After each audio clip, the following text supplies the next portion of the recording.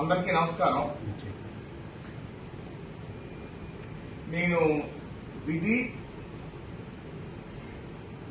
దేవుడి యొక్క బలం నమ్మి బతికే మనిషి. మొన్న ఎన్నికల్లో తప్పకుండా గెలుస్తాం, ఎన్డీఏ కూటమి అధికారంలోకి వస్తే చంద్రబాబు నాయుడు గారు ముఖ్యమంత్రి అవుతారని నేను ఊహించాను. కానీ మరి ఎంత అఖండమైనటువంటి మెజారిటీ అనేది నేను ఊహించలేదు. ఒక 110 నుంచి 120 సీట్లు వస్తాయి, మంచి మెజారిటీలతో గెలుస్తాం. బొబ్బుల్లో నేను కూడా ఒక 15-20 వేల మధ్యన గెలుస్తామని నా ఊహ, నా అనాలిసిస్ ప్రకారం. కానీ తిరుపతి లడ్డు మీద గత ప్రభుత్వం చేసినటువంటి అరాచకం కన్నా అపచారం చూస్తుంటే ఇది ఆంధ్ర రాష్ట్ర ప్రజల ద్వారా సాక్షాత్తు ఆ కలియుగ దైవమైనటువంటి వెంకటేశ్వర స్వామి గత ప్రభుత్వానికి వేసినటువంటి శిక్షగా మొన్న ఎన్నికల తీర్పుని నేను భావిస్తున్నాను. ఎందుకంటే తిరుపతి లడ్డు అంటే ఇది జనరల్ గా నేను ఒక్కడనేది కాదు. ఇంతకు ముందు తిరుపతి లడ్డు వచ్చినప్పుడు ఎవరైనా ఇస్తే 2-3 వారాలు ఉండే పరిస్థితి. మీరు జ్ఞాపకం తెచ్చుకోండి. 2-3 వారాలు కాబట్టి 10 రోజులు అయితే 10 రోజులు తక్కువ అయితే ఉండేది కాదు. ఇవాళ శీతాకాలం కూడా 2-3 రోజుల్లో బూజు పట్టించినటువంటి పరిస్థితి. తిరుపతి లడ్డు అంటే అదొక బ్రాండ్.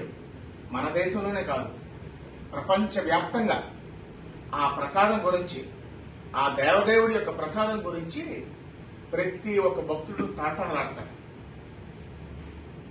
తిరుపతి స్వామివారి దర్శనంకి ఎంత డిమాండ్ ఉంటుందో, స్వామివారి దర్శనం అయ్యాక ఆ ప్రసాదం గురించి, ఆ తిరుపతి లడ్డు గురించి అంటే డిమాండ్ కూడా ఉంటుంది. ఎగబడతారు ప్రజలు. అందరికీ, మన చుట్టాలకి, మన స్నేహితులకి ఇవ్వాలి. అటువంటి మహోన్నతమైనటువంటి ప్రసాదం కలియుగంలోనే కాదు, అన్ని యుగాల్లోనే కోరికలు తీర్చే ఆ వెంకటేశ్వర స్వామి యొక్క ప్రసాదంతో ఇలాగ చెలగాటి వాడారంటే ఇంకా మనం ఎక్కడికి వెళ్తున్నామో నాకైతే అర్థం అవుతుంది. అన్నప్రసాదం కూడా అనేక మంది కొన్ని వందల మంది నా దగ్గరికి వచ్చే సామాన్య భక్తులు కూడా కంప్లైంట్ చేయడం జరిగింది. రైస్ అస్సలు బాగోలేదు, కూరల్లో నాణ్యత లేదు అని అనేక మంది కంప్లైంట్ చేయడం జరిగింది.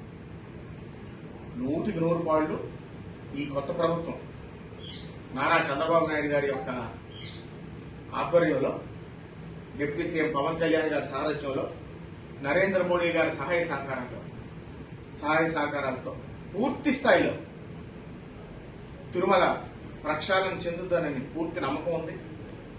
ఈ దోషుల్ని మరోసారి వెంకటేశ్వర స్వామి విషయంలో ఎవరైనా తప్పు చేయడానికి, ఆ ఆలోచన రావడానికి కూడా వెన్నుముక్కలో వణుకు పట్టాలి. అటువంటి శిక్ష ఇయ్యాలని, ఎవరైతే దీనికి బాధ్యులు ఉన్నారో అటువంటి శిక్ష ఇయ్యాలని నేను ఒక శాసనసభ్యుడిగా కాకుండా, ప్రభుత్వ ప్రతినిధిగా కాకుండా, ఒక భక్తుడిగా, సనాతన ధర్మాన్ని విశ్వసించే వ్యక్తిగా నేను డిమాండ్ చేస్తున్నాను. మీకు అందరికీ కూడా తెలియజేసుకుంటాను.